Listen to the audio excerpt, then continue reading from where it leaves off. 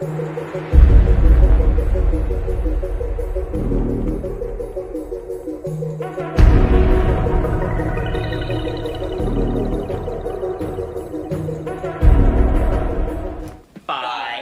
four, three.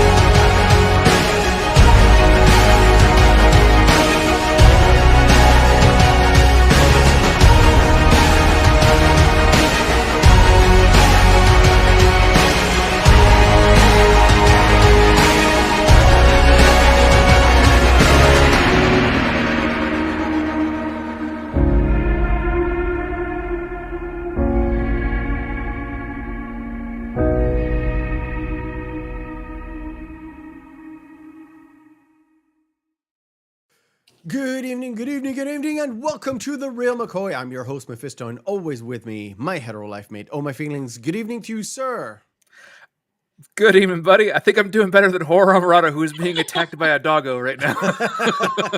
No, she's all good. What is the Reel McCoy, you might ask? The Reel McCoy is your weekly movie podcast where we ask you to go and watch a movie. You watch it, come back to us, and we break it down and spin it all around, especially when we start...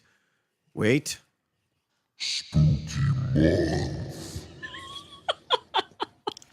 All right. To be fair, this is more spoopy month than spooky.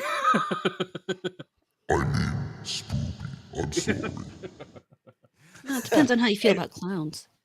Anyway, yes, of course, cuz we, as a great opener for the month, we ask you to go and watch Killer Klowns from Outer Space, because why not? Why the fuck not? Me and All My Feelings kind of talked about this, and I think we mentioned it on stream last week. We wanted to do something special for this October and go for the more wacky, comedy, crazy kind of movies. So why not go for the full Aussie, I would say, or the full Monty, and go with Killer Klowns from Outer Space and others throughout the month. It just so happens that two of the films, a little bit of a spoiler, happen to involve the Chiodo brothers. Yes. Intensively. Yes. Indeed. All right, cool. Before we start, so our special guest, Horror Amarada, is here with us. How are you? I'm doing well. I'm surrounded by my pets and just done some shopping and had some breakfast, and I'm ready to talk about one of my favorite movies. Nice. So everything for Horror Amarada that is pushing to. Are you on the? It's definite 12-hour stream on Halloween. That is an absolute yes. 12-hour stream. I'm going to be doing 12 p.m. Mountain Time to 12 a.m. Mountain Time. That's awesome and commendable. And if she does get to 1,000 by October 30th, she will do a full 24-hour stream. You poor soul. I'm not worried about it. I'm not pushing it. Yeah. Sad thing is, I knew if I tried, I could get there, but All the links for Horror Amrata are in the description down below. We've got your Twitters, you've got your YouTubes, you've got your Rumbles, and I think I've got your locals as well. It's not Horror Amrata, it is not a cult. Notaccult.locals.com. Yeah. Right. And for me, that's my name. That's where you can find me. Just add a 79 there to out my age and add it to Instagram, and you can get that there. All right. Killer Klowns from Outer Space. I've watched this movie when I was about 11. Didn't like it at all. Didn't was not fond of it. Not because I was afraid of clowns or anything. I just not into it at that age. And horror was never my thing, so I never got back to it. Got back to it this time around, and it's fantastic. How many times have you watched it this week, Feelings? I know you're busy.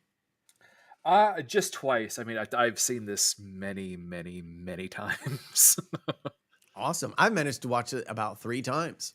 Nice. Just to have some fun. And for my Project 31 that I'm doing, which I think the video on it is released, but we'll see. Amrata, you managed to watch it this week? I can probably still quote it, so I haven't watched it this week, but as I've watched it probably 100 times, I'm not exaggerating. I think we're good to go. All right, let's go. First segment of the night, Behind the Screens. Action, take 2. Oh, Debbie. All right. We go to Oh My Feelings with the lowdown on everything that is behind the screens, scenes, production. Take it away, dude.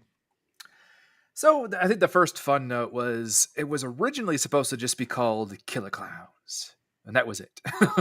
Okay. They had to add From Outer Space because they wanted to make sure it was differentiated from slasher films. Okay. Most notably, during the time that this was in production, MGM was also working on another killer clown film called Clown House. Oh, okay. I didn't know that. That's a very, very darker film, and it's also one of the first films that Sam Rockwell was ever in. Interesting. I thought it was I thought the debut for Sam Rockwell was Teenage Mutant Ninja Turtles, but okay. He had a very minor. He was basically almost a baby. A blink it and you miss it kind of role. Yeah. The fun note about this film is it did abysmally in theaters. Yeah, I couldn't find it, not on the Box Office Mojo and not on the numbers as anything. But if you Google it, it made $34 million, which is, I don't think so. That's depending on which release, because initially it had a $1.8 real $1 million budget. They like to just over exaggerate and said it was $2 million. No, it was 1.8. They could have used the extra 200K. They really could have. Yeah. But overall gross, after it becoming a big cult hit with all of the re-releases, the soundtrack releases, the all of the actual merchandising, is currently at over 43 million that the film has made over. Yeah, but over time, blah, blah, blah. Over Yeah. time, Okay. yeah. Which still pretty well for it overall. Again, everybody knows this, but since this was one of the Chiodo brothers' first projects, the vast majority of the budget went to props and practical effects because they had to make it work on a shoestring budget as much as they possibly could, but still have some kind of oomph to it, that Chiodo brothers edge that really is shown in their later works, especially because after this they really became known more for their special effects. And even though they did allow they worked on some of the special effects and practical effects during the film, they actually brought in outside contractors to do a lot of the work on this film, which was kind of rare for them because they were really hands-on on a lot of their projects. I wasn't clear on this, but is it their actual? It's their first movie that they've done by themselves, right? Correct. Yeah. Is it the only movie that they've done by themselves? No. Okay. but they were on. The other ones were going to be actually on your list. Yeah, I mean, we talked one of the movies. The other one I'm not going to mention because I'm going to leave it up to you. One of the movies we actually discussed quite thoroughly. Team America: World Police. They were the puppeteers. Yeah. Yeah. Other things that, again, they tried to focus more on the actual production. So one thing that they did put the most emphasis on was the creation of the miniature of Clownzilla and the mask work for Clownzilla, because the rest of them were actually based off of like 4 different sets of foam props that the modelers sculpted in order to make them. But Clownzilla was specifically made by the Chiodo brothers on its own unique mold. Okay. And also with that, it's fun, is Charles Chiodo.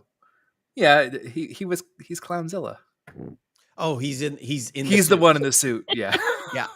It was supposed to be stop motion, but they didn't have the money for it. So they couldn't afford it. And they had a full miniature town built too that they were going to have it stomped through. Yeah. Okay. Yeah, but a la what? So Godzilla style. That's why it was named Clownzilla, because it was supposed to be a Godzilla style stop motion. No, they just referred to it as Clownzilla. Oh, okay. Yeah, but what's odd is this ties into another film that you were reviewing so much, Meph, is The Blob, because the two have so much in common. And the Chiodo brothers have actually noted that The Blob was kind of an influence of how they wanted to actually have the miniature sculpting built and the stop motion for the initial concept of Clownzilla work out. Oh, cool. So, okay. Yeah. Go Makes on. sense. Yeah. Speaking of budgets, the majority of the vehicles, they were either rented or borrowed. Okay. They like from family and friends kind of borrowed? Or that are from actual like fleet companies. That's why it's like the especially when Dave has his car crash into the brick wall, he goes, "Oh no, stop." Yeah, there were a couple of car crashes where you can tell they didn't really crash, like when they were doing that chase, when Debbie was in the balloon, when they did that chase. And car crashed the ice cream truck. They were like bumper to bumper with some smoke, but there was no crash there whatsoever. It made me laugh so hard. Yeah, and then the other scene that we're talking about later, when the clown runs one person off of the road, which that's a whole bit in itself. Okay. What that was supposed to be in continuity is weird. But so since they had to borrow them or rent them, they tried not to damage them as much as possible. Only 2 were damaged. One in the drive-off scene where he gets run off the road, but that was actually supposed to be held up by suspension cables, but one of them snapped. Okay. The other one was the Jeep, who, oddly enough, well, I'll go ahead and get this out of the way. Young Christopher Titus, Bob McReed. Yeah. Which is just like, oh, it's baby Titus. When you first see him drinking smuggling all. Yeah. Well, actually drinking the can of just a beer. Yeah. I was going to say a very reminiscent to Brand X beer, but it just said beer. Beer, yeah. Yeah. Very much so. But that Jeep, all of the actual detail work that they had to do to utilize the solvents to get the material out, the cotton candy stuff, cost about $3,000. Wow. Oh my God. Yeah. That's better than how much they paid for the popcorn gun.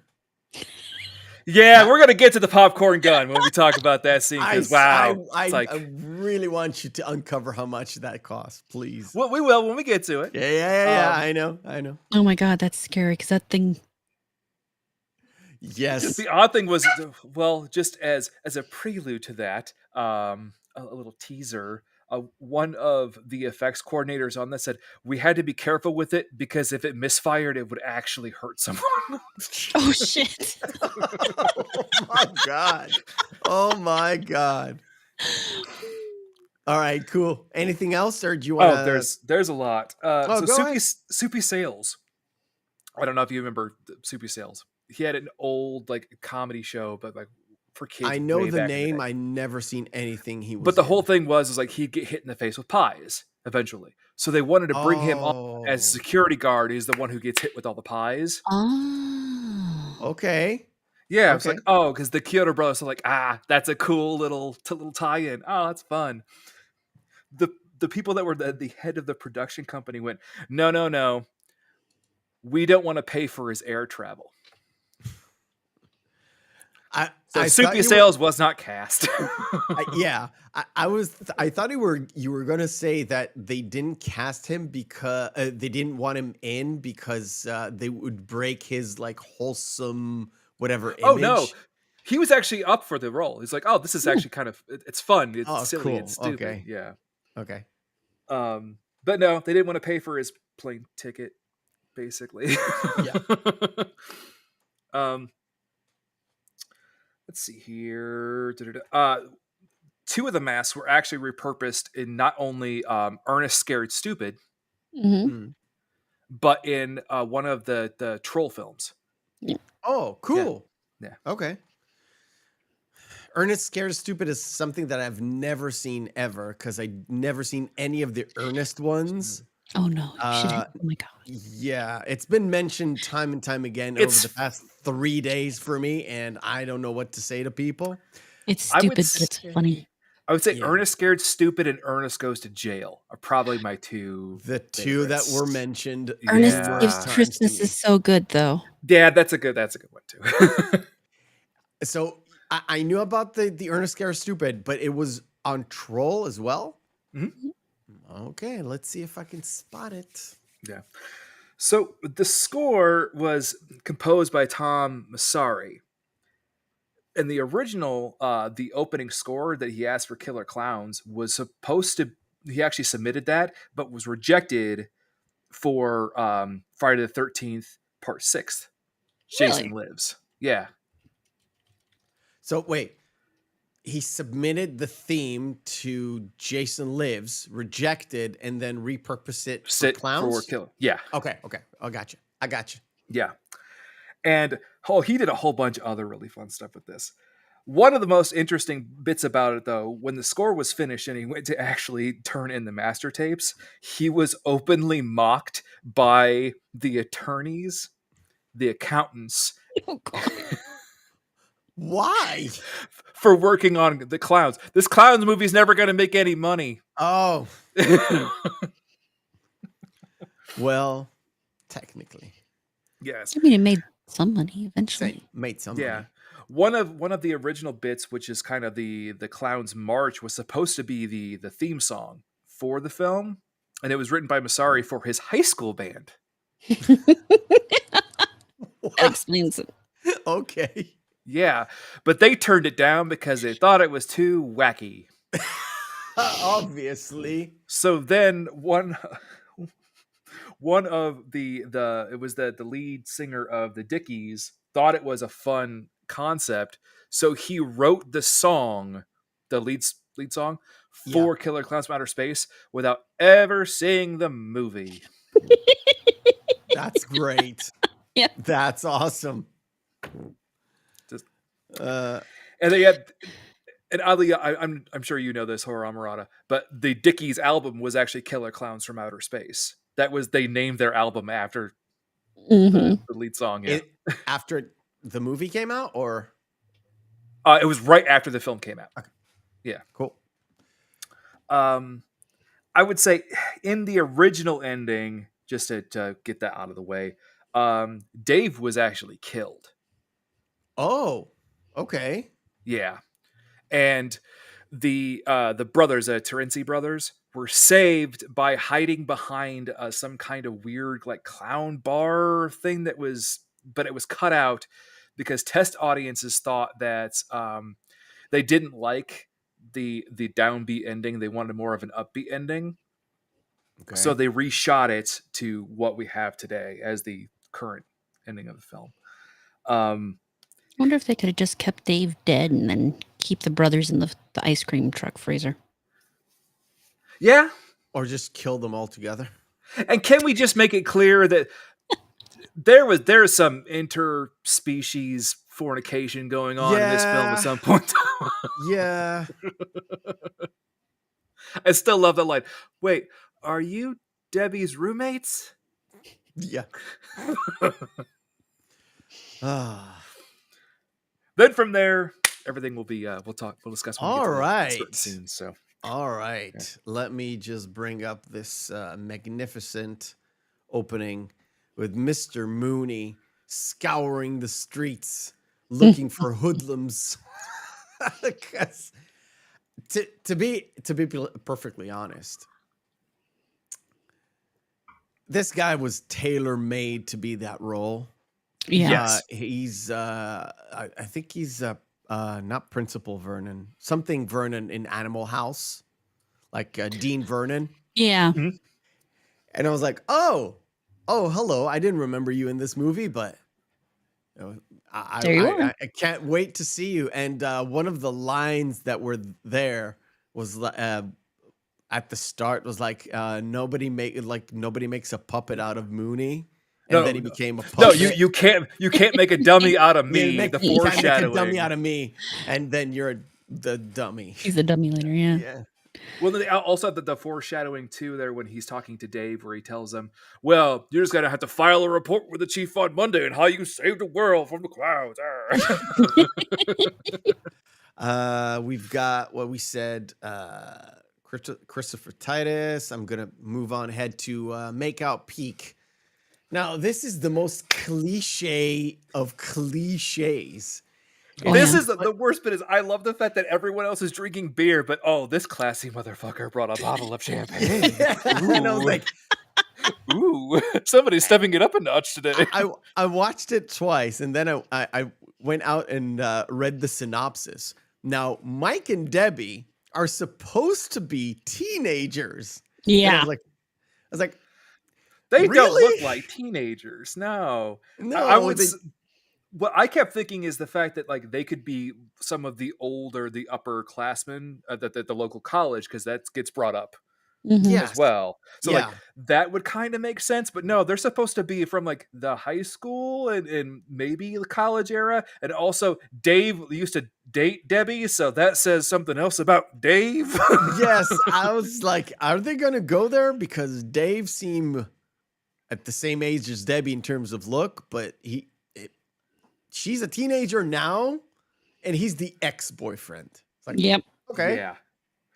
And Um, also, Meth, just as a side note, Grant Cramer yes. reminds me so much of young Trey Parker from like Cannibal the Musical. It drove me nuts while I was watching this movie. I can see where you're going. It's the nose and the eyes. Nice. Yeah. It's the nose and the eyes.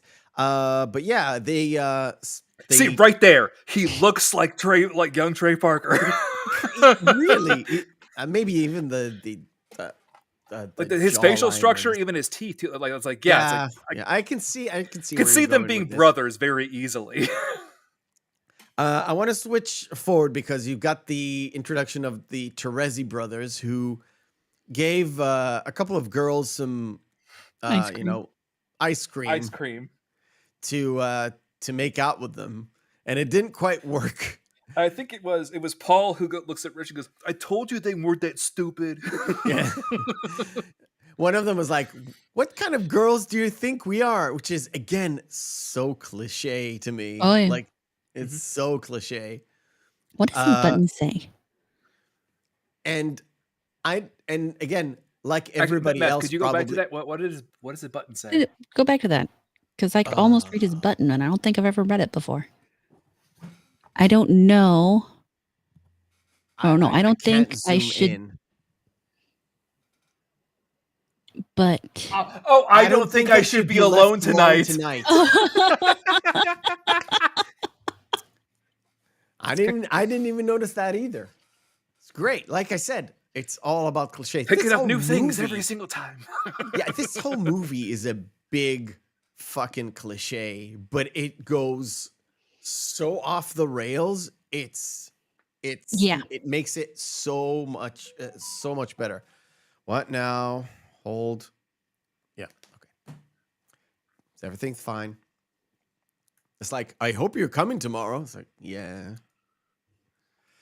So the guys are in this makeout peak, and they watch this falling star. Same goes with the old man and the dog.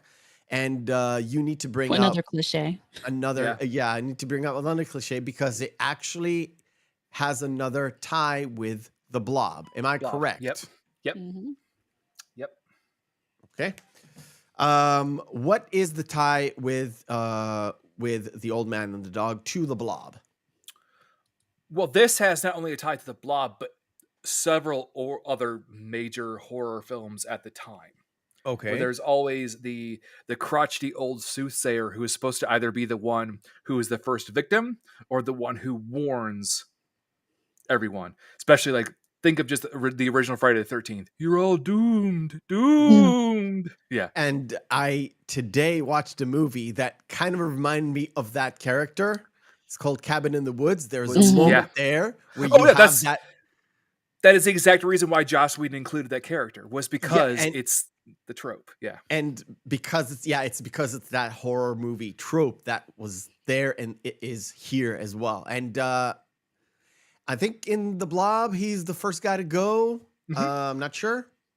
Yeah. But yeah, they explore this weird tent-like thing. He gets electrocuted by the lights as well. The dog is being It's carried mostly away by this. That's the only person I have. Well, the only thing I feel really bad for in this whole film is Pooh Bear. Poor baby.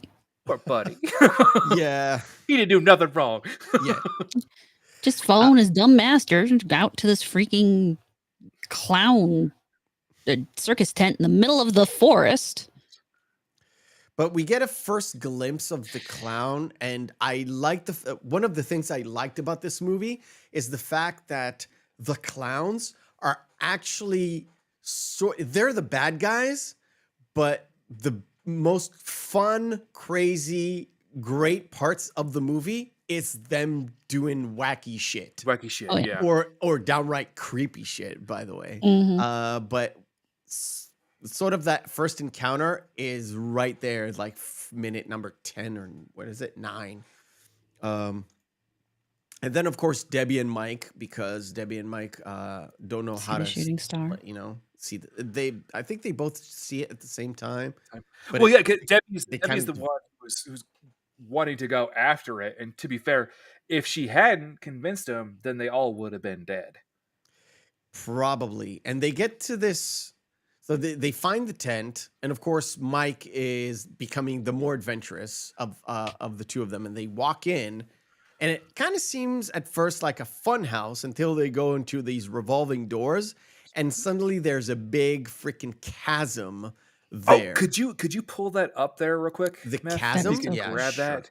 Just with the electrodes coming off the general central circuit, because it Sure. reminds me of something so much that I just wanted to just have that on screen if I mentioned it. Right there. This reminds me so much of I Have No Mouth and I Must Scream. Mm. Never seen that movie before, but okay. It's not a movie, it's a game. Yeah. Oh, Yeah. okay. It's a really, really dark game, but it just I'll be honest. reminded me so much of it. Yeah. It kind of reminds me of Star Wars. Oh yeah, that too. Yeah. Okay. The part where Luke's hanging on that thing. Yeah, and I see it. I see it. It's just too pink for me. it's too pink for me too. So I don't know. Pink's not my color.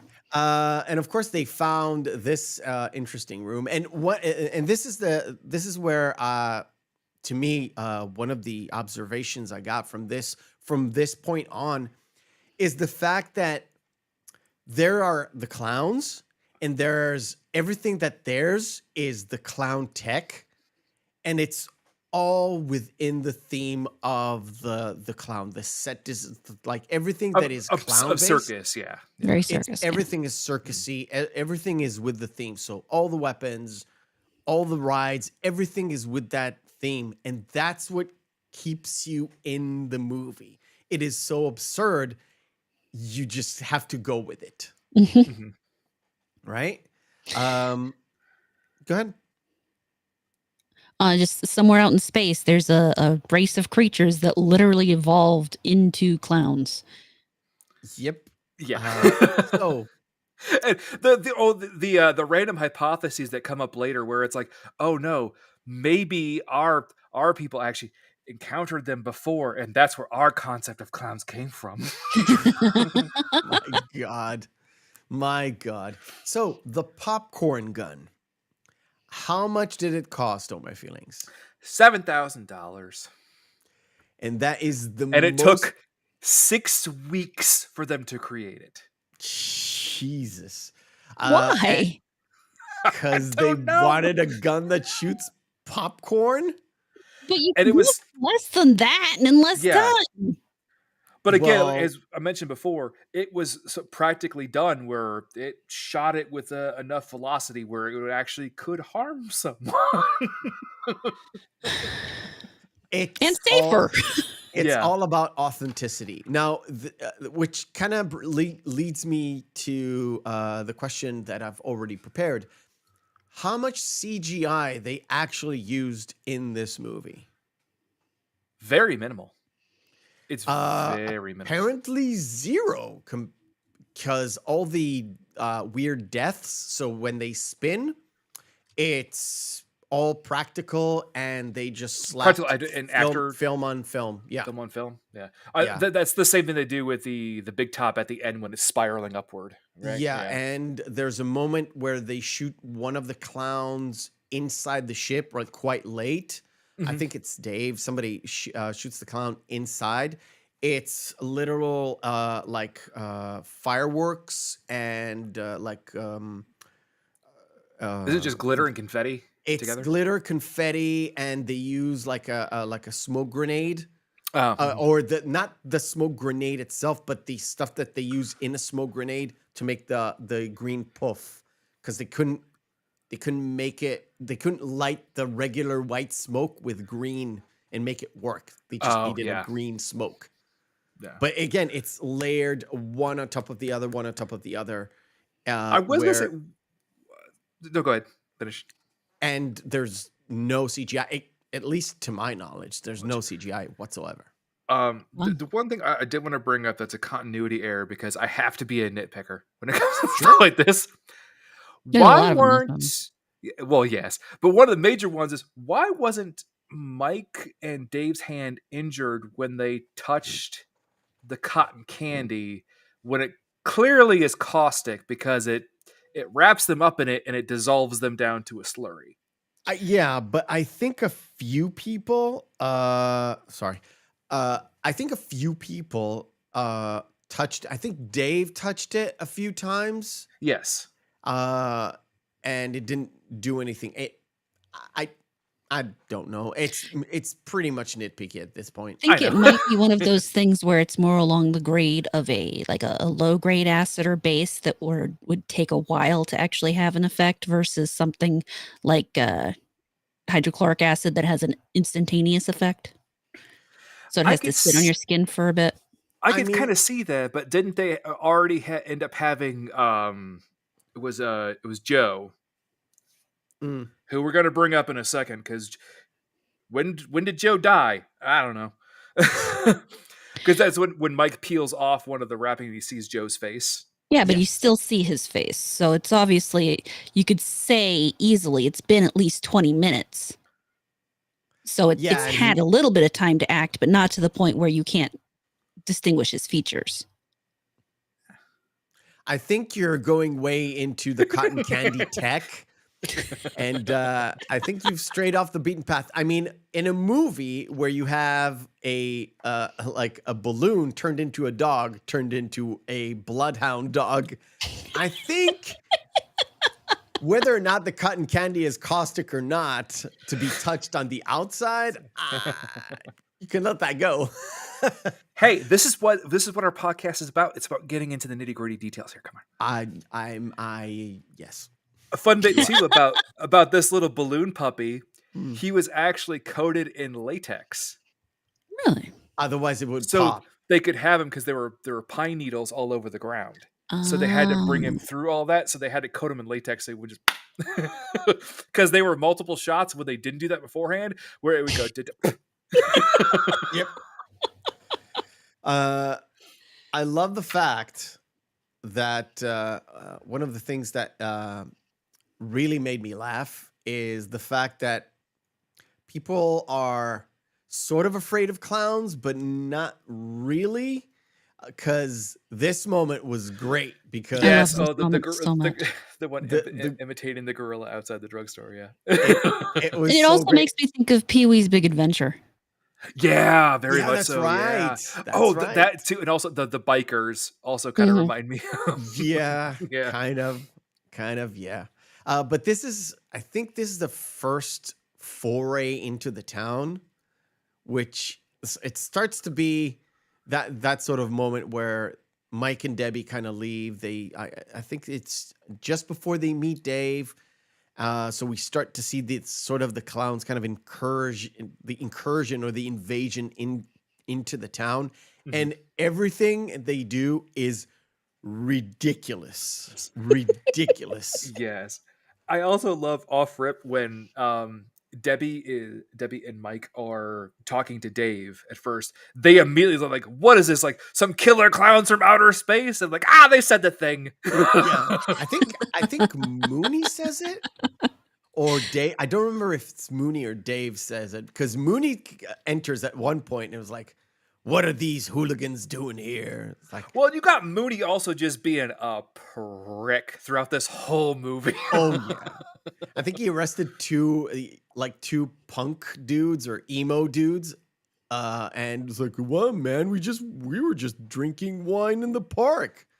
Like, Well, no, they were two of Wine? the college kids, and that's like there was some odd kind of social commentary in the film as well. yeah, kind. I don't know if it was on purpose or not. I'm on the fence. I think it was based. I mean, I think it partly was because it does have so much of that cliche in it, and that type of social commentary is kind of cliche in horror movies to some degree. Well, especially at this point, it being the late '80s, so it's like, yeah, you've done this to death. We get Yeah. it. Die, yuppie scum. Yeah, we get it. Exactly. So the next bit is the literally puppet show. a puppet show, Judy. Yep. and there was just the one guy who enjoyed a puppet show on a Friday evening, and I was like, I mean, I wouldn't expect to be like wrapped in cotton candy at this point, but what are you doing watching a freaking puppet show in the middle of the night? But yeah, he also gets wrapped quite easily. He's a yuppie dude too. Yep. Imagine that. So back to the store. Oh, I did say the pharmacist dubbed in lines. Oh, some of the ADR work in this movie. Mwah, it's so garbage. yeah. It's perfect. He was Yeah. dubbed? Yeah. I didn't think he said anything. Oh, Oh, that. So Yeah. his like hesitations, that Mhm. was dubbed? Whimpering. Why? Okay, I guess. Because no someone answer. else could do it better. I don't know. I don't know. They wanted to make it seem like, they wanted to put more emphasis on the impact that he was having, that the clown was having in the store, I guess. But still, it didn't. I don't know. It never made any sense to me. And then, because if you actually hear him actually on the phone later, the lines that you hear and him mumbling Yeah. doesn't sound as like the same voice when he's calling in Mooney. Oh, okay. Yeah. All right. Let's make a periodic stop here and play our first game of the night. It is called Missing Marquee.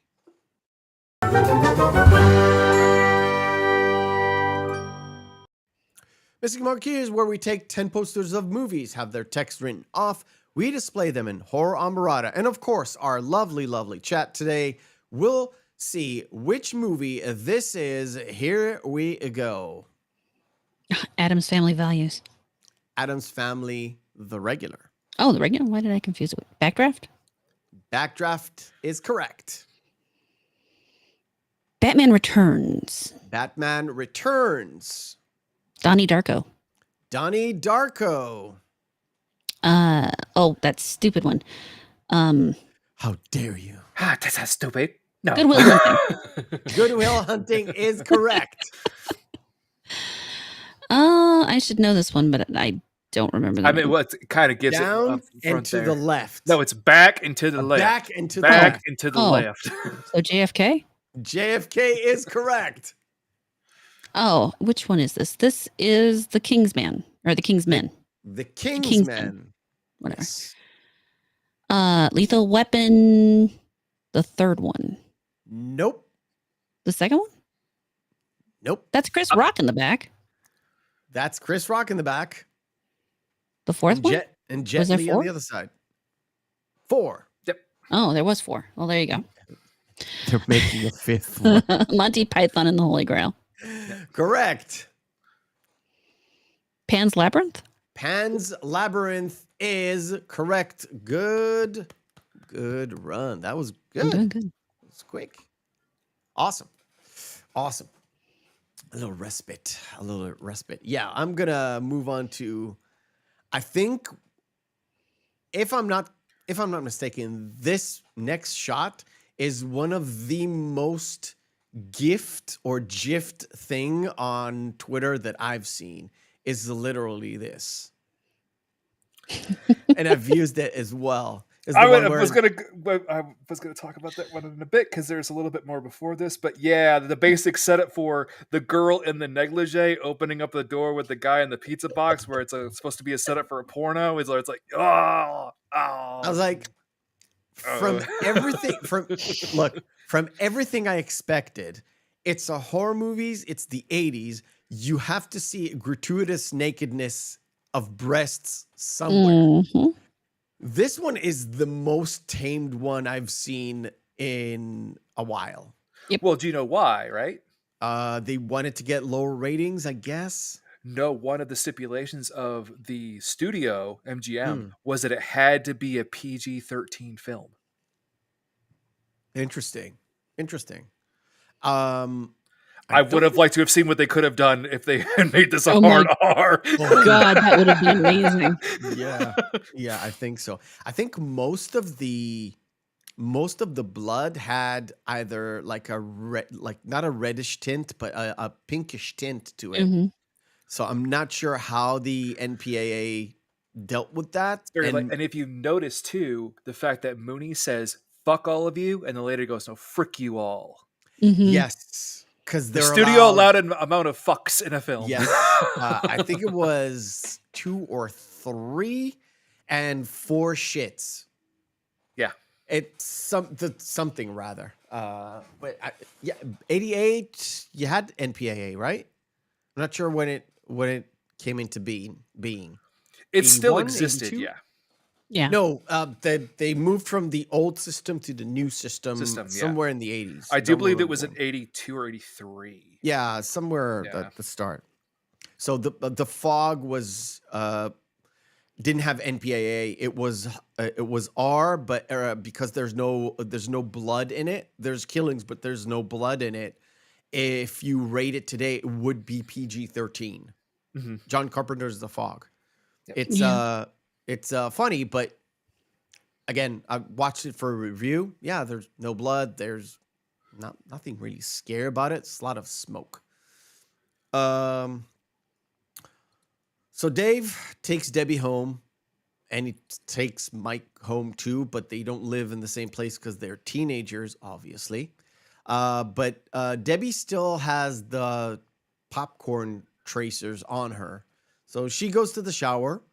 Again, I expected her to be naked. She was technically, but not really.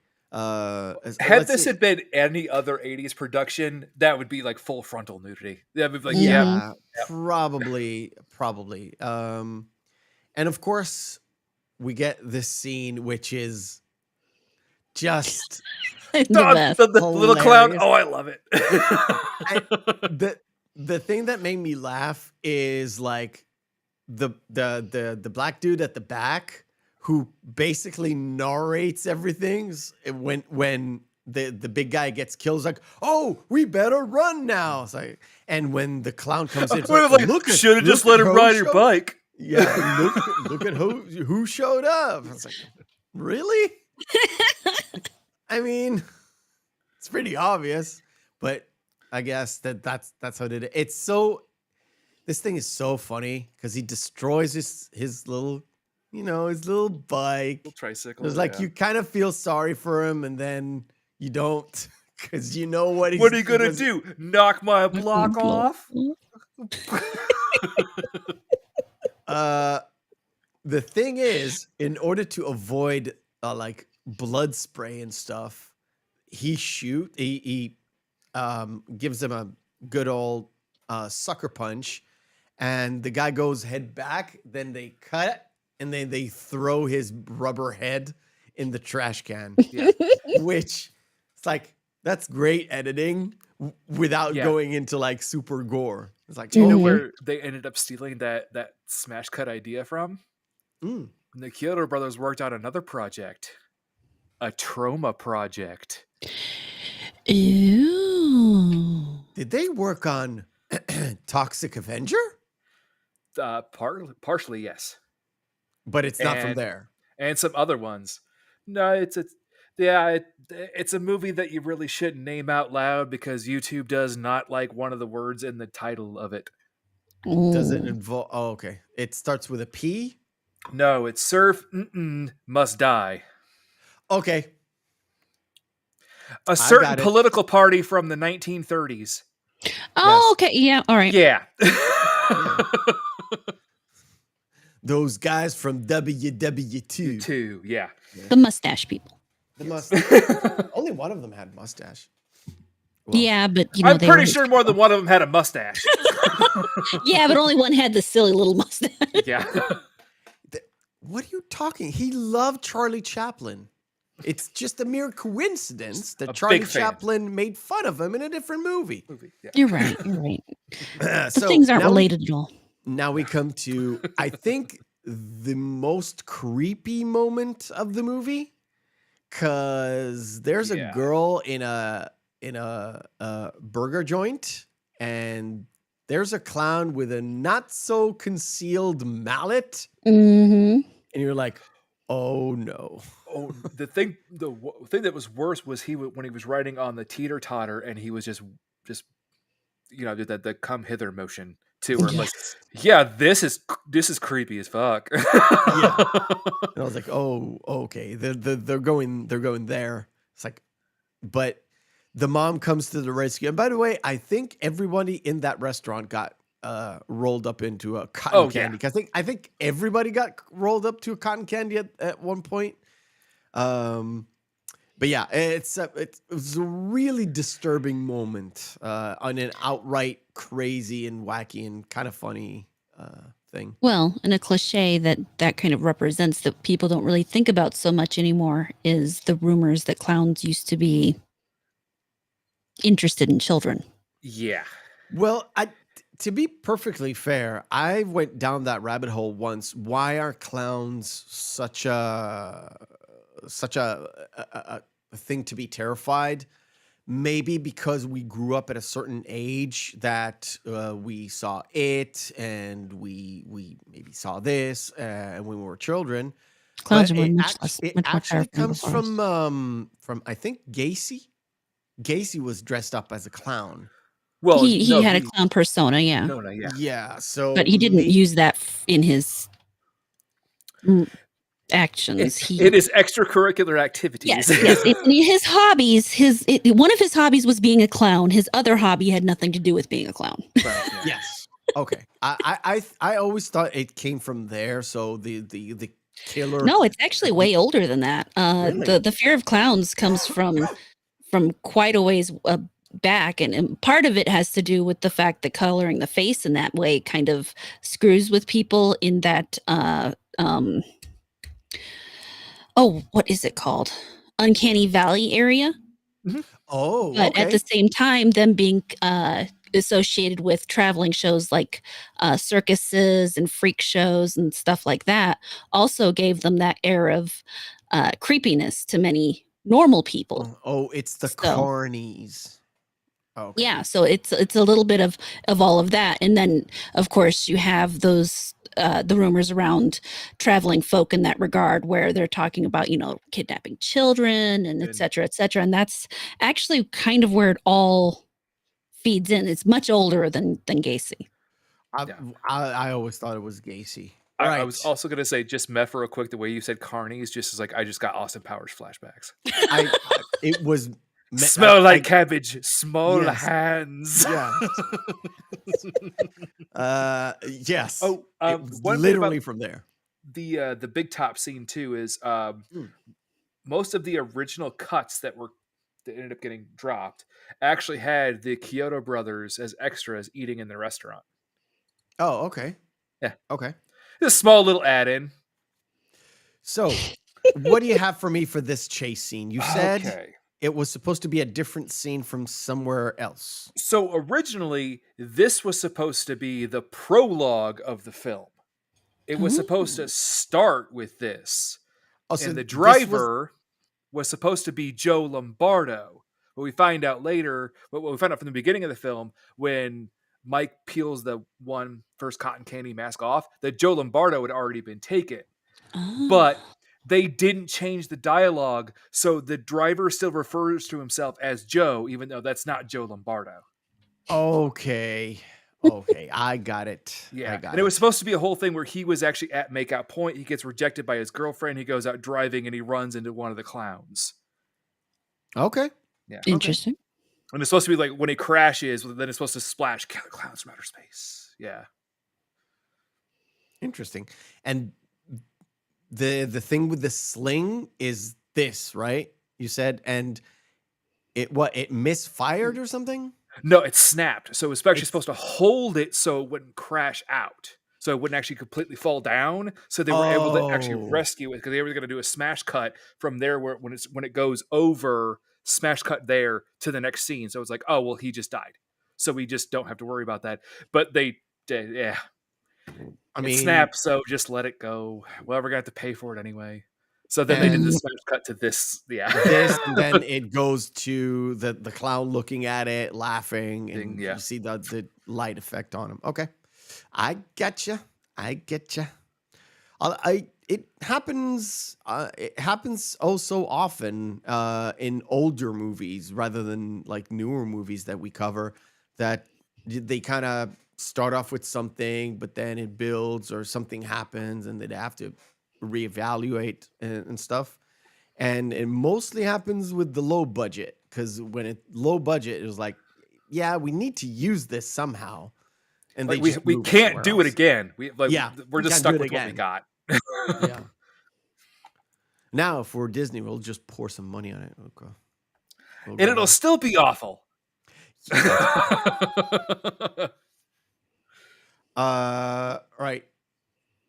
Yeah, one of the things I liked as well is the fact that they kind of show us how the popcorn works, not in Debbie's apartment, and then we go back to Debbie showering, and then we kind of see after she goes out and gets dressed Yeah. how everything kind of comes together. So here, this clown just puts some popcorn. A guy comes in, throws the trash, and then he becomes the trash.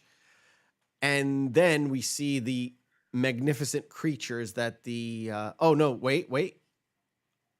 Before that, we have my favorite scene, the shadow Yes. puppets. Oh, the shadow puppets are so Easily my good. favorite. why does everybody love this scene? And why have I fallen in love with this scene? I don't know Because why. it's amazing. And it's so absolutely absurd, and the way that they were actually able to practically do the projection the way that they did is Yeah, it's fantastic. I love the fact that the clown does his trick, the first one, and the dude from all of them is like, "Boo! Do another one." Like, you don't realize this clown's gonna kill you. Yeah. Mhm. And I was like, okay, let's see what happens. Oh no, it's bad. I want to see if I can catch the dinosaur part. Oh, and just while you're getting that, I Yeah. did love the fact that they kind of played the popcorn bit at the beginning, because when Debbie goes into the shower, they just had one kernel that was starting to move on its own Mhm. Yes. before they Yes. went So- into the hamper. Yeah. Yeah. So it goes into we'll call it a Jessica Rabbit kind of trick. They're all kind of mesmerized, and I'll Mhm. switch it, please, 10 seconds. Because what they did was a little bit off in terms of editing. Because what they do is they show you the frightened faces, and then they show you the long shot where it kind of turns and morphs into that big dinosaur, and then it eats everybody. Yeah. Mhm. So it's a little bit of editing, like nitpicky, I think, that you see them frightened and then you see the dinosaur gets turned into a dinosaur. Well, there's that, and this is also combined with the horrible audio with Mike and Dave in the car, where it sounds like they superimposed the audio, so they had like the editing when they double tracked it, so it sounds like they almost have an echo going on. Yeah. Yeah, totally. We'll go with this. So this is again not CGI. This is just animation. Yeah. Straight up animation. But it's one of the most fun way to dispatch like 6 people. All at once, just Yes. And then he puts them in this popcorn bag, bag. popcorn. Yeah. Yeah. All right. I think Mooney's next. Yeah, I gotta love Mooney's line to him. So fuck you. Over. Yeah. Oh no, Dave and Mike meet up with the fucking brothers The who Renzi just brothers, yeah. crashed the car. But I don't know here's where a they good one. Now we think can they try are. to point out the other buttons. What do the other buttons say? Yeah. I think Those the are green impossible one to read says there. Einstein something, and the yellow one it's too bright. Blurry. Yeah, I can't tell on the yellow one. What if I can Google that? To go back and check. You that know out at what? some You point. can probably find the answer. I wouldn't be surprised if you could actually find the buttons on sale. You know. Yeah. Right. So, But they do have the entire conversation to try to get them roped in was just the fact it's like, yeah, we got to go save Debbie. Why? She's got roommates. Do they have big boobs? Yeah, they've got big boobs. right. All right, well, so what are we waiting for? before Debbie gets attacked and then collected, we get this. And this is an elaborate scene where you got the clown coming in and Mooney's smoking the cigar and he's like, "This is Mooney territory." And I was like, "Oh no, you're gonna get it." He pulls out the flowers, and I kind of half expected they're gonna spray acid in his face, but this is Yeah. not this kind of a movie. Mm-mm. So You have to have acidic pies later. Huh. yeah, I know, but so the clown gets arrested on purpose so he can turn the other guys in the holding cell into cotton candy. I love one of the other guys is like, so what are you in for? And the fact that the clown kind of loses his hands because he wanted to get rid of the shackles, and Mooney's like, "Oh, you're gonna get it." He puts him in the holding cell. Yeah, here we go. So what are you in for? Yeah. And when Dave shows up, he sees the room with the cocoons, and then he goes outside, and a clown This is is- waiting for him. I think this is probably the most actual suspenseful like horror moment in the entire film. When he gets into the jail cell, I think so too. Mm. Because When he they got- actually has Mooney sitting there and he starts talking through Mooney like the Predator would. Oh yeah. Where it's Yeah. just like, all we want to do is kill you. Yeah. It's like, It's definitely the creepiest, or the most horror moment in the movie. It's got that slow build up and creep, and then you see the back. Yeah. Mhm. And I think, like I said, he does take out the hand, and Mooney goes down, and you see some blood. But again, it's all about the tinge, because it's a little bit more on the pinkish side. Then that's how they got away with it. Because the Mhm. clown actually takes out the hand, and he's just doing shaking this. his hand off. Yeah. Which there is actually another horror film that was based off of a doll maker that had the same kind of concept where the evil puppeteer was actually piloting one of the characters by just operating him through a spine. And I can't remember what the name of that movie was. Silence. I think I know which one you're talking about. The James I Wan think one. Yeah, I think that's what it is. Yeah. I want to make sure I that's have the no movie. idea what you're talking about. It was a blip in the mid, like I think it was It mid was. I mean, 2000s. Dead Silence is what it's Dead called. Silence. Yeah. Yeah, it's actually a good one. It's not. It's one of those underrated kind of ones, and ironically shows James Wan's kind of obsession with that kind of doll. You Yeah. see it a lot in a Mhm. lot of his other movies too. Very much The But it's doll actually, with the two lines here. yeah, with the two lines and the little red cheeks, and it's kind of one of those classic wooden ventriloquist dolls. But yeah, later in that movie, they do something pretty creepy that's just like this, as he was saying. And of course, the on the clown list. gets it. The clown gets it. We see how to kill the clowns. Poof. Yeah, it's like poof, and then he turns around, goes green again, like a sort of spinning top. I think they actually use the spinning top, but I don't quite know where they got it from, and I couldn't find anything about it. But yeah, it's superimposed. It's not CGI, but he gets spinned around, explodes, confetti everywhere, and Dave knows how to kill these bastards. On to Debbie, because you got to save Debbie. Yeah, we do get the fun little Yeah, the tiny- procession.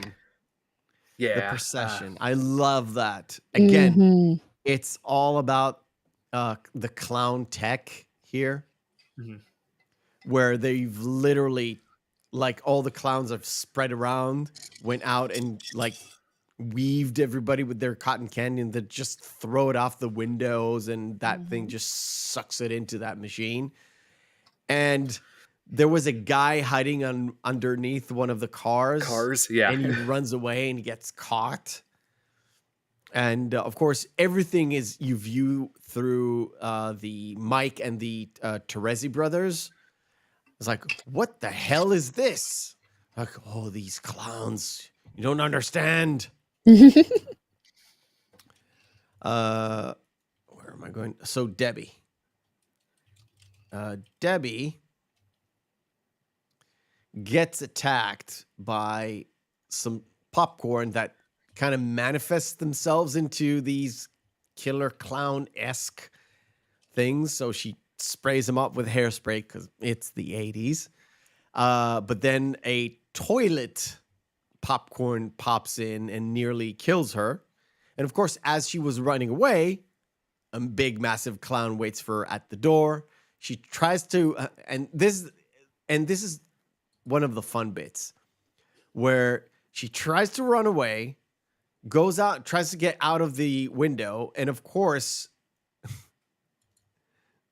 a gang of it's clowns. it's such a great comic relief, and of course they all have little fire hat helmets. Yes.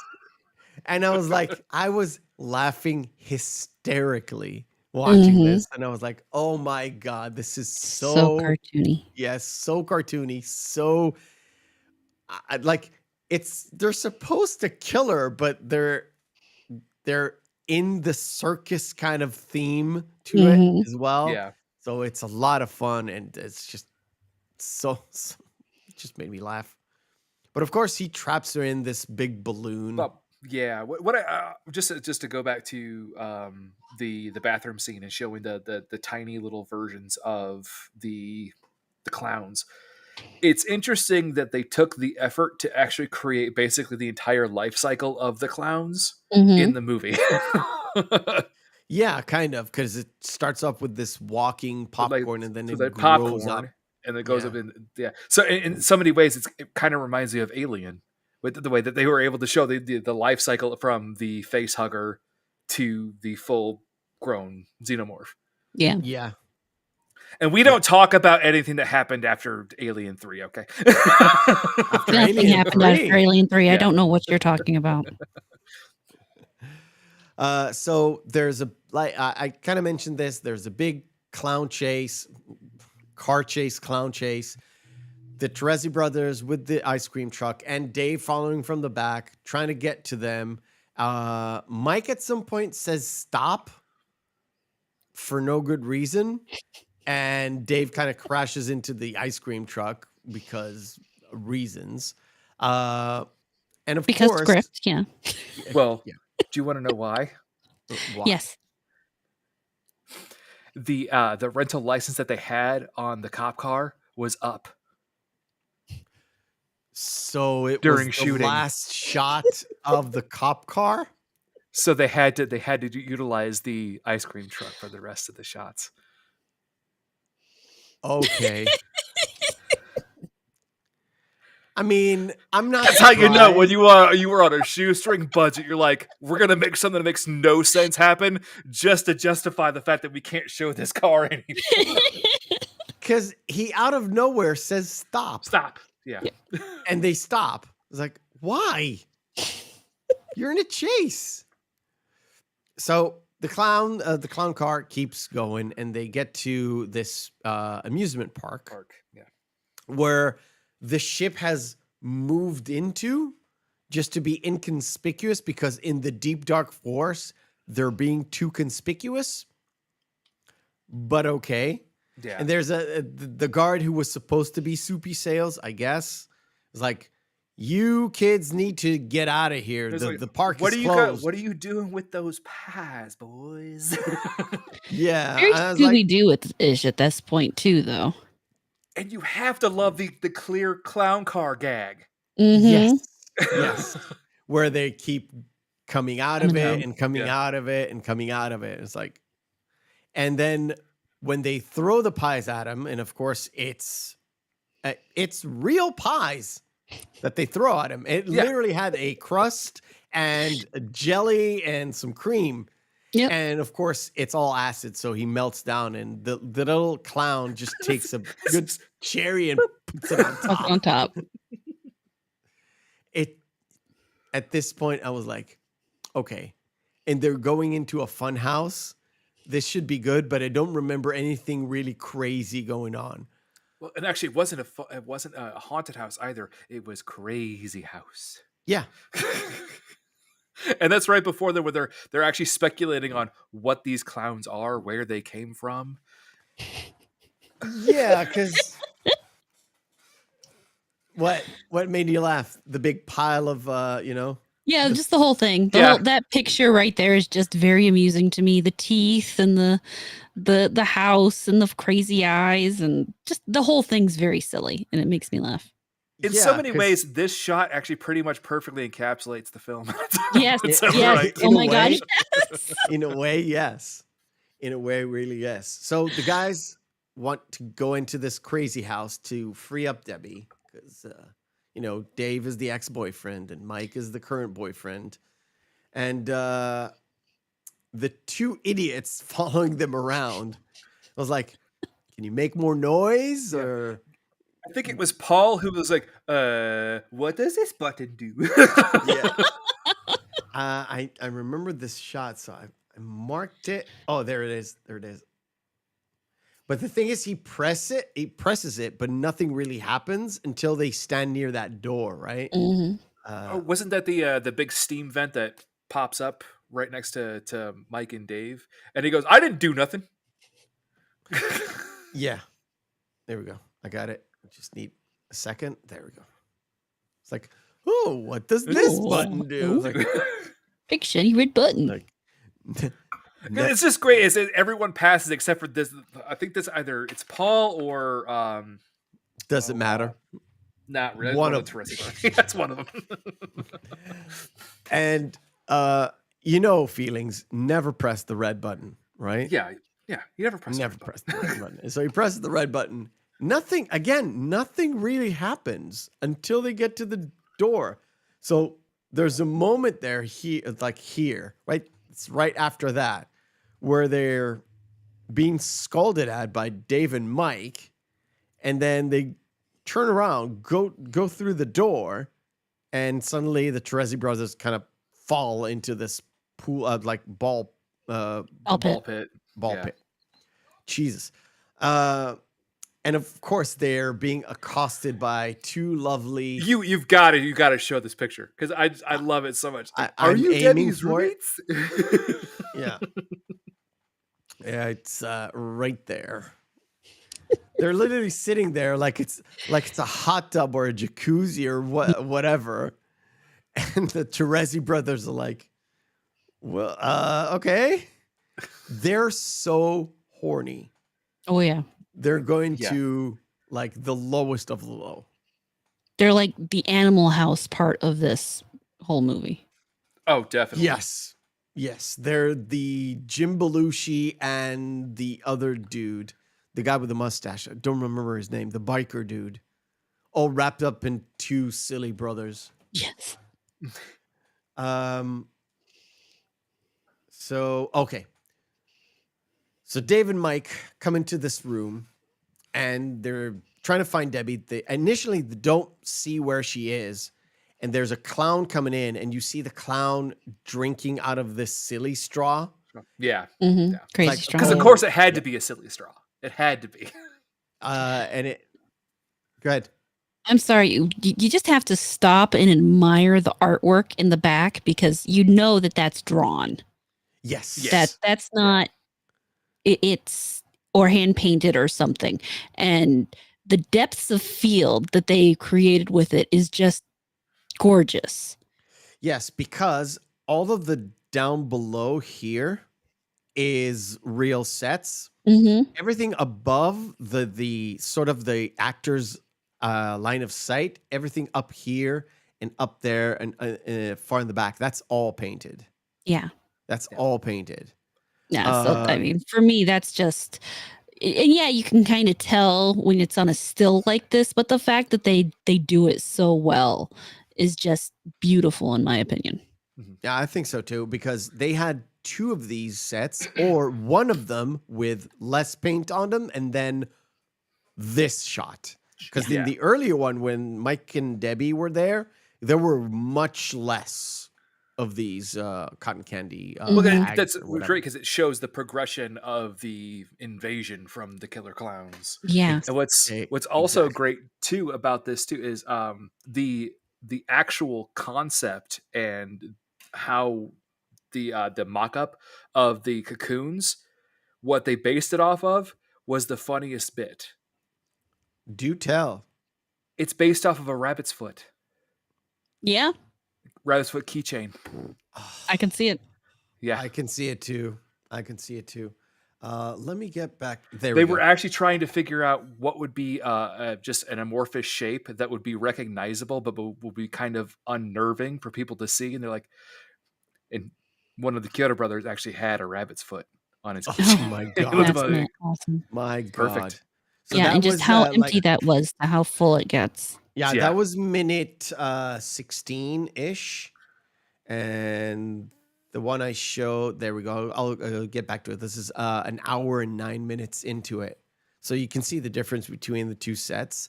And again, it could be two different slates that they've drawn, or one that was drawn and then added in. because you never know with such a low budget, you never know if it's just we put it on and then we added stuff on. You never know. Right. They do find.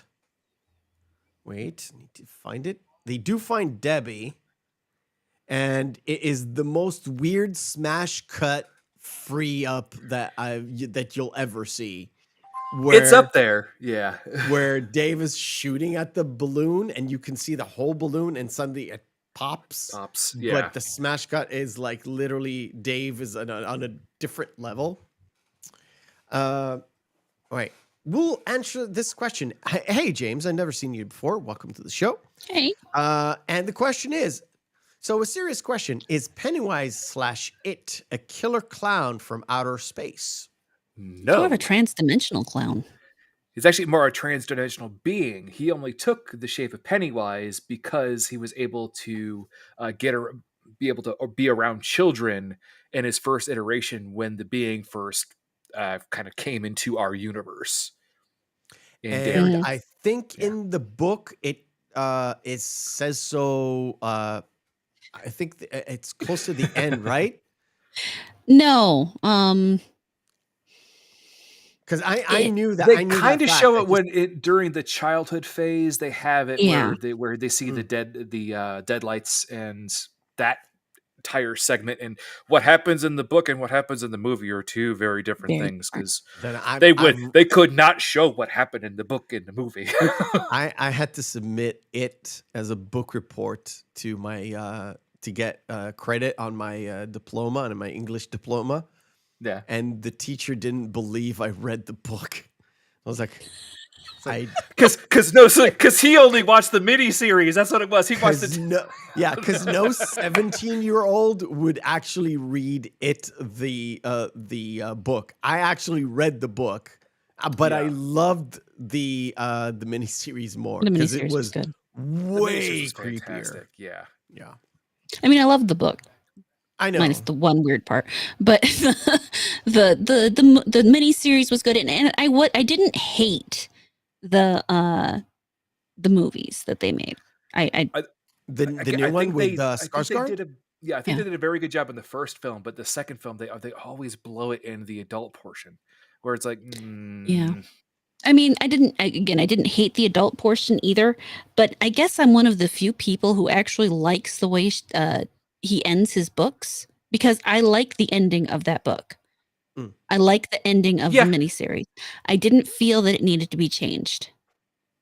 I agree with you on that. Same with the Tommy Knockers. I haven't read the book for the Tommy Knockers, so I don't have an opinion on that one yet. It's very similar in a way. It's kind of like The Shining, the way the book ended versus the way the movie ended. So two entirely different things, yeah. Which we discussed on this podcast. Yes, with you. So again, once Debbie is freed, we got this full-on clown chase in the corridors. I'm gonna skip that because I want to get to our second game. The only fun bit about that, though, is real quick, is with Mike, and they're like, another door, another door, another door. To be perfectly honest, I much prefer Dave to Mike. Mike to me seems like a real douchebag throughout the movie. Well, he seems, again, kind of like an immature teenager, where Dave is. But he looks 30. Motherfucker, you look 30. I know. So does she, though. Yes. Yeah. Let's just say they got left back a couple of years. Apparently, growing up in the 80s was hard on a person than we realize. Yeah. So it's all that secondhand smoke. You just didn't realize it.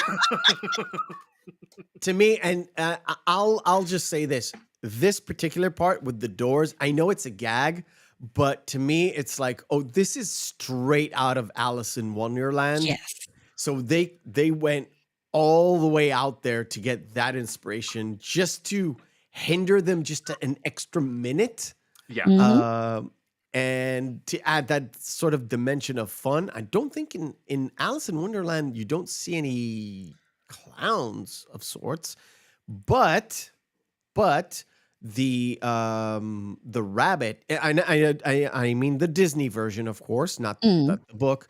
In the Disney version, the rabbit does have that white face and the 2 red dots. Now that is something very sort of English style of the, I don't know, 16th, 15th, 17th century kind of page, but it that's works more the same way. This were Versailles. Versailles. That was Versailles. I'm sorry, my French is awful anymore. No, but It's that was the very modern European. modern fashion with the heavy, actually the oddly lead makeup, which Yes. you wonder why people were crazy back then. Between the lead and the mercury. Yep.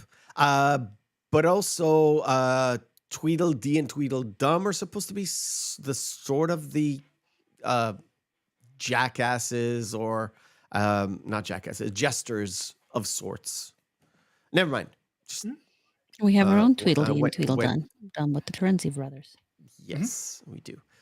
So they come into this big hall, and I will stop here because all we've got left is basically Clownzilla. And we'll do our second game of the night. Let me just set this up real quickly. Dink, dunk, dunk. No. There and there. Okay. Second game of the night is called Screen Fighter. Round 1. Fight. Screen Fighter is where we take 2 movies, pit them together, and see which one is the best one. If there's no discernible difference between the 2, both of them are good, both of them are bad, we fall into our criteria, which is Friday evening, Saturday evening, out with the boys, out with the girls, out with your significant other. 2 movies in a vacuum. Which one will we pop in? Ba-bam! This Is the End or Ghost Rider? Ghost Rider. Any particular reason? This Is the End was amusing the one time I watched it, but that's about it. Gotcha. Feelings? I agree with that sentiment. That's a perfect way to actually describe This Is the End. I was surprised that most of the people that were in that wasn't the end of their careers, because, oh boy. Some of that in there is real bad. Most of the people in the movie kind of had the the vibe to them. So we got James Franco, we got Michael Cera, we got the other guy from Superbad. Channing Tatum was in this. The only surprising bit in this is Danny McBride with the Channing Tatum bit was the big surprise. The Michael Cera being Michael Cera, the way that he was depicted in the film, was like, yeah, kind of thought he might be an asshole, but they played it up. And to me, the only surprising thing is what's her face, Emma Watson. Oh yeah, Emma Watson. You see, I wasn't too surprised by that. I don't know. You were not? Not really. No, I was surprised she stooped so low to be in that movie. Yeah. Anyway, we have the Jonah Hill bit too, where he's kind of secretly, like, really in some kind of love with James Franco and the rest of the people there, and hates Jay Baruchel's character with Jay Baruchel in general with this heat of 1,000 suns, but he tries to be so nice throughout the whole movie. I didn't really particularly like that movie. Don't think I've seen it from like front to back one time. I've seen bits of it while I was doing stuff in the house and my wife was watching it. She thought it was great, but I don't think she's ever seen it since. And Ghost Rider, I know if you're a big comic book guy and you like Ghost Rider, you don't necessarily like that particular adaptation. I thought it was an okay movie. It wasn't bad. It was one of those movies where it's just an okay Nicolas Cage movie. It's a Nicolas Cage movie. This is before he went completely off the rails into some of the B movie stuff that he was doing. What do you mean? He was always great. This is before Wicker Man. Yes. That was after Wicker Man. That was after Wicker Man? Yeah. What the fuck? then you have no right to say he wasn't crazy in that movie. Fantastic Four, Rise of the Silver Surfer, or Scott Pilgrim versus the World, 2 comic book movies. Scott Pilgrim versus the World. Particular reason? Fond memories, and I enjoy the movie. Okay. Yeah. It's definitely Scott Pilgrim. For alone, the soundtrack that was done in the it was soundtrack's great. amazing. It's really good. For a comic book movie, and honestly, I went in watching it, and I didn't know it was a comic book. Okay. So watching it does give you the comic book feel, even though, and there's a lot of really fun nods to various nerd things in it, and it's just an amusing movie. To me, I was aware that Scott Pilgrim was a comic book. When it came out, I think I was watching a show called The Totally Rad Show, and they really liked it. I went out and watched it, and I hated it. I remember you telling me the fact hated that you it. hated it. Yeah. First of all, I don't like Michael Cera. Like, I really don't like Michael Cera. Not just as much, even more than I don't like Leonardo DiCaprio in movies. I really don't like Michael Cera. And in this movie, I didn't even think he was a good fit for it. And it was more of an anime style movie rather than a comic book movie in certain ways. But I'm with Paul. I was like, ugh, neither. But I'll go with you. Scott Pilgrim it is. Next. Wreck-It Ralph or Men in Black? Men in Black. I think Wreck-It Ralph was just after that point where I had any interest in Disney Pixar movies. And so I never got into it. All right. Feelings?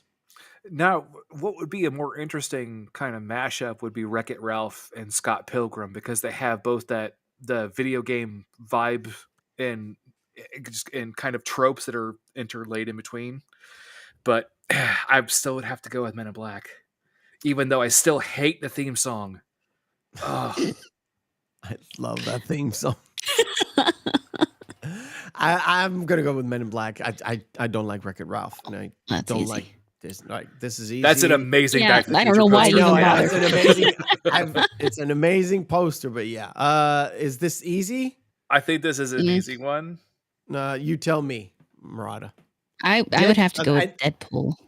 Deadpool or Harry Potter and Deathly Hallows Part 1? I would definitely be Deadpool. Okay. Yeah, then it's an easy one then. I'll tell you why. It's mostly not because I don't like any of the Harry Potter ones. I really, really didn't like that particular movie, especially the second one. That's the first one, which is okay. The second one was not, because that's the finale, correct? Yes, and Yeah. I know a lot of people don't like the seventh book for some reason, or it's not their favorite book, but I love the seventh book. Okay, I haven't seen Taipei Story, so I haven't seen either of these. I'll be entirely honest. I've you never haven't seen watched Brave? Mm-mm. Have you seen Brave? Taipei Story is really good. Yeah, Brave, it was all right. It's more of one of those middling Pixar movies that no one really remembers. I'll go with Brave. I haven't seen the other ones. Doesn't really matter. The other movie that you brought up there was actually a better film too. Okay. I've never seen that one either. You bastard. Or The Emperor's New Groove. Now, there's a story with The Emperor's New Groove. There's a lot of stories about the Emperor's New Groove. It completely killed Disney animation, if I'm not mistaken. Yes, it did. That's sad because it's actually a good movie, and I would actually watch it over the other guys. Okay. Feelings? I would still have to go with the other guys just because I love the intro and the fact that they had the balls to put Samuel L. Jackson in The Rock. on the poster when, spoiler alert, they die within 5 minutes. Yeah. It's still worth watching, by the way, because the movie is hilarious. It's one of the few movies that I actually suffer through it with Will Ferrell. Because, again, Will Ferrell, it really depends on which movie it is. It Yeah. could be insufferable. Yeah, I didn't that's like true, him in yeah. Zoolander. But I loved him in Anchorman, and I loved him in Talladega Nights, even though it's on the verge of being crazy. And I didn't like Elf, and I don't like Elf. I know a lot of people love it. There's a reason why we're all friends here, because I also hated Elf. I think it's vastly overrated. Right, Yes. last one. Beverly Hills Cop 3 Ooh, or The Mask of Zorro. I think that's like more difficult than you think. both of these movies, but for different reasons. That's a Wait, hard one. You said you love both of I these said like. movies? I like both Like, of these okay, movies. Let's be fair. I like both of these movies, both for very much different reasons. But I'm gonna go with Mask of Zorro just because Catherine Zeta-Jones and Antonio Banderas. Okay. Feelings? I'm gonna have to Paul go with Harley. Beverly I Hills have to Cop I have to 3. I have to do I this. love that. It's a trash Christmas movie. Yes. Paul, I Yeah. love you. Yes, Paul is correct. I would Right. rather watch Scrooged any day of the week I and love Scrooged. Christmas of the year. Yes. Scrooge is great. Yeah. So, feelings, Mask of Zorro or Beverly Hills Cop 3? Beverly Hills Cop 3. Even though I really like Mask of Zorro because I really, really, really, really Even with the like truffle Antonio shuffle Banderas in dance? it. Yeah, I know. I mean, there's one redeeming thing about Beverly Hills Cop 3 is his whole conversation with Brunson Pinchot, Pinchot, yeah. where he explains about this contraption that he's trying to sell. And he's like, oh, Ava has one, Stallone has one. I was like, what? What? Yeah. Stallone? I'm gonna go with Mask of Zorro. I don't think it's That's fair. Yeah. as a standalone. If you negate the fact that there's a lore behind Zorro, if you put it as a standalone, it's not a bad movie. It's a fun, swashbuckling movie that has a happy ending, and it's not that bad. And Antonio Banderas, especially in the sort of the first part of the movie, brings a lot of comedy to the role, and it's very underrated. I genuinely laughed at some bits of the movie where in that training montage where like and Anthony Hopkins is being completely serious and Antonio Banderas is being a complete goofball. It kind of Yeah. it works. It kind of works for me. And even with the lore, because I watched a lot of Zorro growing up, the old black and white TV show. Mhm. I didn't think it was that bad a take on it. I didn't. I agree. And I still quote the "kill him." Yeah. So it's all good. It's all in good fun. All right, Clownzilla. Woohoo! Yeah. So Dave and Mike and Debbie run from the clowns, go through those too many doors, and they go into this place where there's a layered cake and there's something in. I'll show it. Just yeah. Yeah. So there's a layered cake there. And Well, this, if you look at it, looks like the center of a big Yeah, top circus. yeah, sort of, where there'd yeah, be like, sort of the center of the ship as well. And suddenly The main ring. there's Yeah. clowns Clowns. everywhere.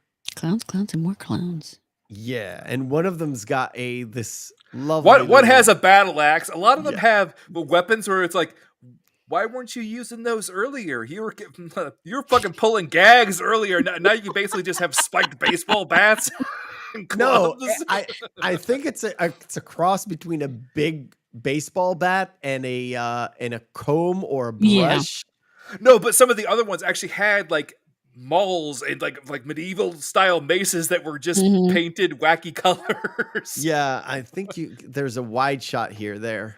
There we go. Oh, we've got the thing there, and the it's supposed to be like a morning star or something. Yeah. But it's too long to be a morning And star. look at the one that looks is basically he's actually just holding a hockey stick, but they just Yeah. colored it and they just put shit on it and they're like, that'll work. It looks like you put sprinkles on it. Yeah. Yeah, put some sprinkles on it. Yeah, it'll look cool. But it's like I said, everything is all the clown and the clown tech, everything is with the theme to keep it in the theme, to make sure everything is there. And it's out of the ordinary because it's supposed to be out of the ordinary to make you go, oh, look at this. This is crazy, so it makes sense. Yes. Clowns are crazy. So we get before Clownzilla shows. Also, where did they come from? Like, I want to know how. First and foremost, obviously, the Tourette's fuck those clowns, right? I was like, I'm not a crazy person, right? There's no doubt in my mind. But then they drove through what looked like when they had cinder blocks fall. So part of the spaceship is a brick wall. What? No, actually, this movie? no. I thought about it when I watched it the second time. I was like, why is it in a brick wall? Because in the circus, when they come up with the clown car, they drive through a brick wall sometimes. Oh, faux brick wall. Oh, that's I didn't even think about that gag. Way to See, go, buddy. I was thinking about. I didn't even think about that. I thought, dude, I was there with you because this is a full spaceship. Why are they going through brick walls? I always wondered And that. it just slipped my mind. And then I watched it the second time when I was as I was watching, I was writing down my review, and I was like, "Oh, this is so stupid." Because in some circuses, to make this big grand entrance, the clown car goes straight into a brick wall with the confetti and all that crap. And the Tourette's brothers are clowns. Yep. They're the human side of the clowns. They're actual stupid do you people. think that's the reason why the female clowns were actually quote unquote attracted to them? Because they are inherently clowns? They were not being eaten because they're inherently clownish.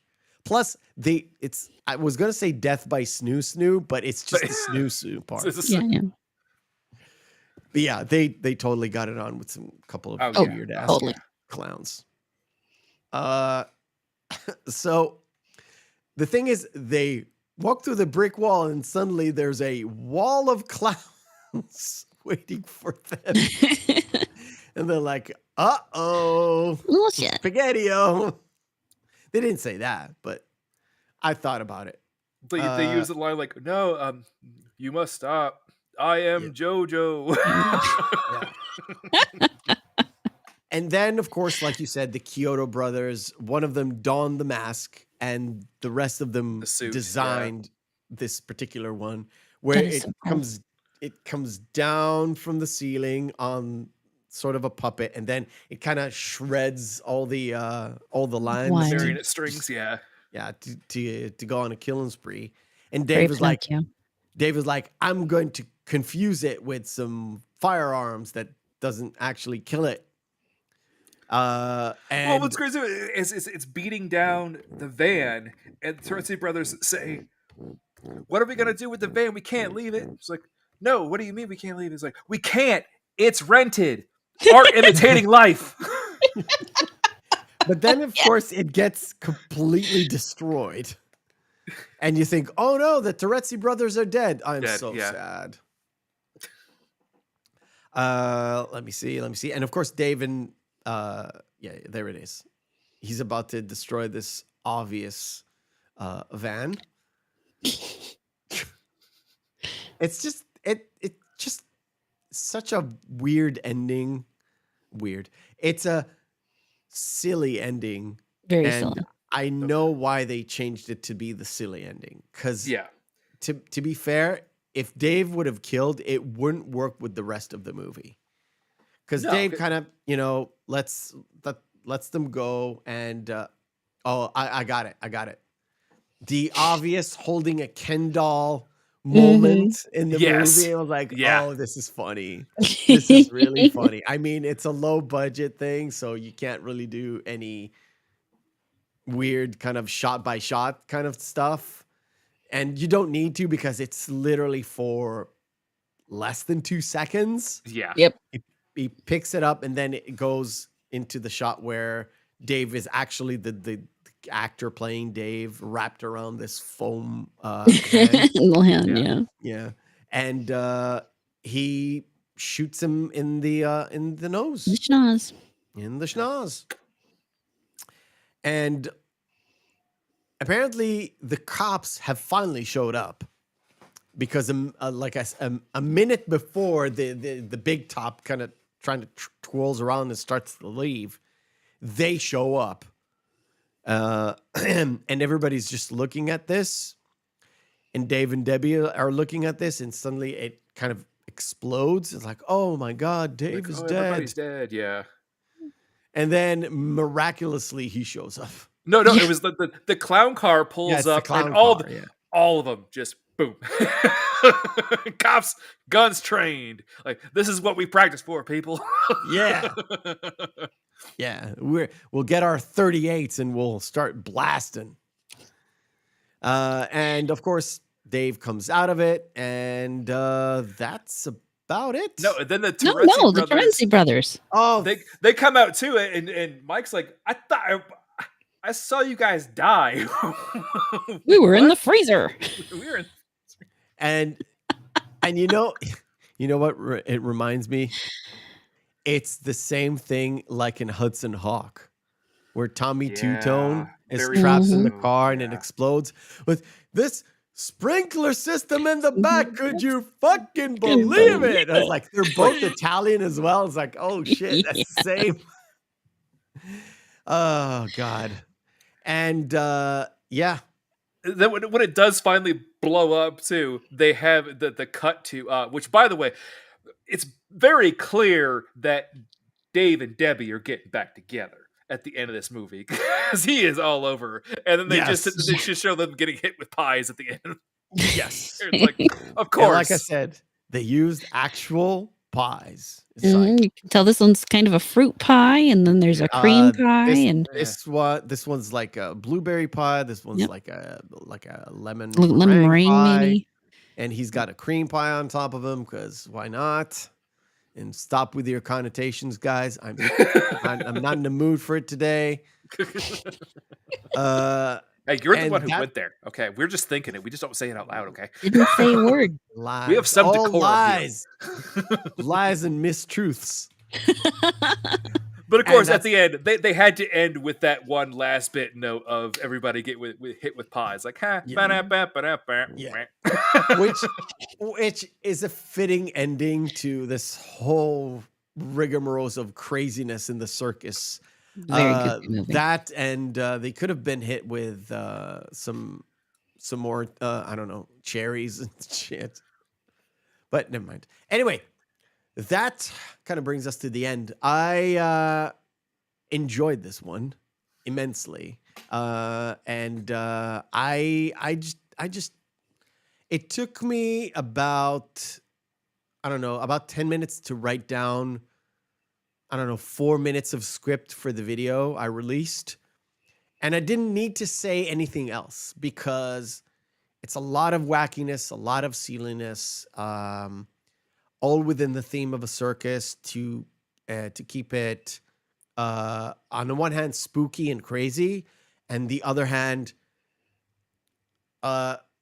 make the people enjoy the movie. Now, what I equated this movie for is, it's one of those movies where in another scary movies, you'll see this movie at a drive-in. Correct. Yeah. So that's my connotation. So this one is the weird, wacky B movie that you would see in another more established horror slasher movie that is in a drive-in or starts at a drive-in or something. I want to like say that. they've actually used it like that before. They might actually have. They have. actually Oh. have. Which Yeah. movie? It's been in quite a few, actually. Oh, really? I was on the money. Starting from the late 90s to the mid 2020s, it's been in, I think, 5 or 6 films overall. Nice. Ah, cool. Yeah. Nice. Shown in the background or on a TV that someone was So, watching. but not a drive-in. No, That- one that- was that one was a drive-in. Okay, To be fair, cool. yeah. Because that was my mental image. Look, I told you this in the past. I've watched quite a few horror movies in my time, but because I was not into it, I didn't remember anything. So I've watched, like, when we covered last year, we did Nightmare on Elm Street 3. I told you I'm pretty sure I watched it, but I remember just bits. So the TV bit I remember. And that sort of thing. But Welcome to prime time, bitch. all right. Feelings? Any final thoughts? Actually, no. before? Go to Homerata first. Okay, I'm right. Yeah.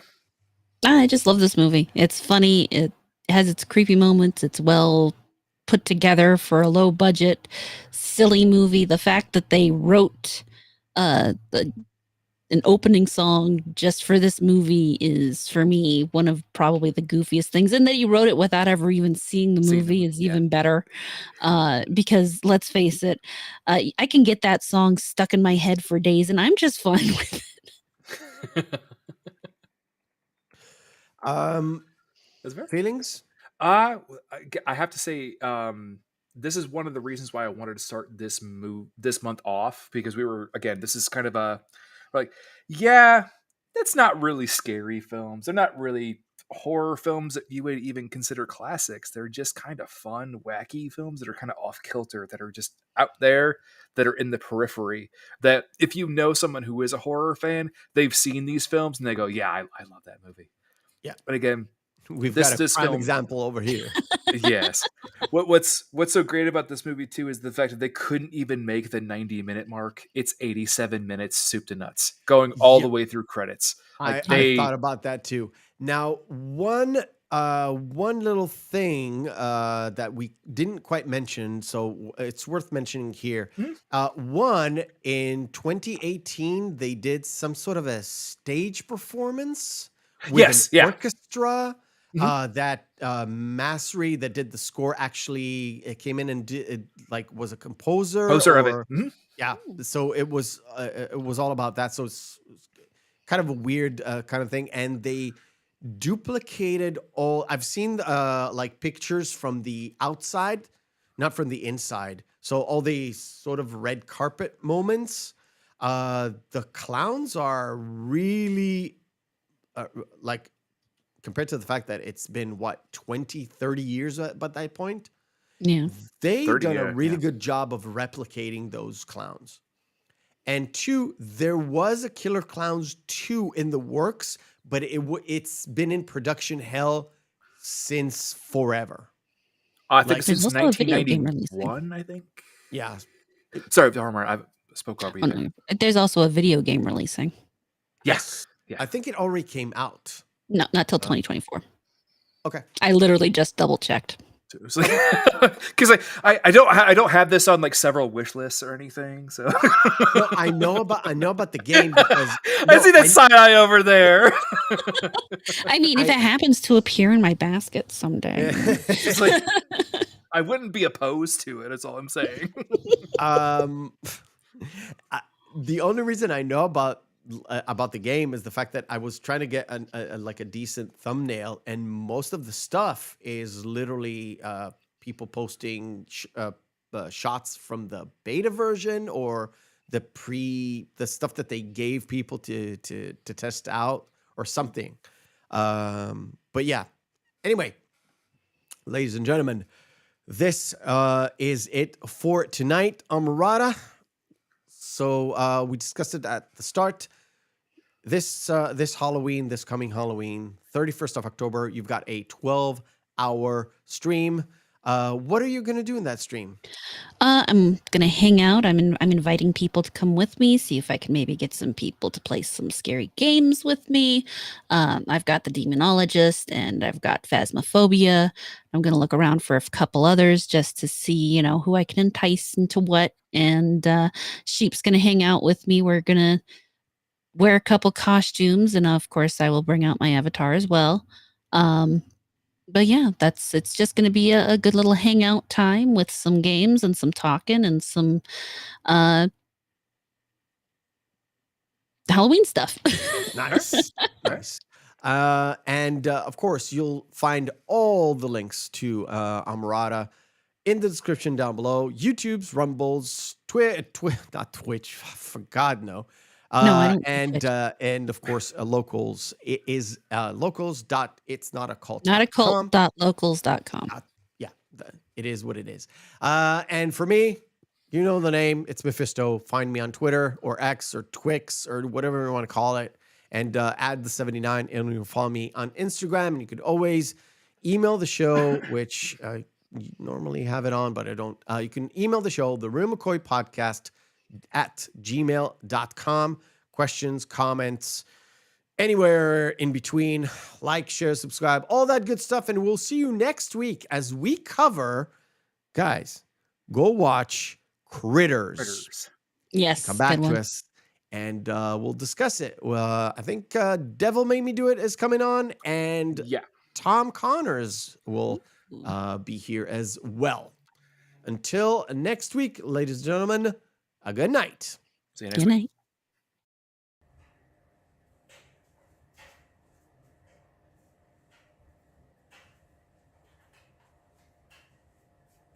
You're still here? It's over.